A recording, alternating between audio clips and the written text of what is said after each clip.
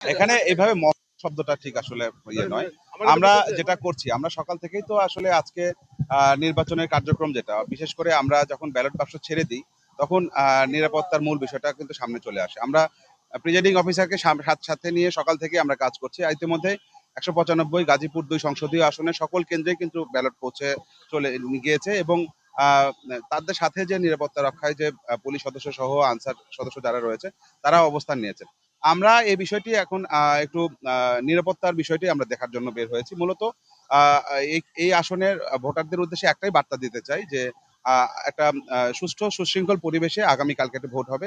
আমরা তাদেরকে নির্ভয়ে ভোট কেন্দ্রে এসে ভোট প্রদানের জন্য আমন্ত্রণ জানাই।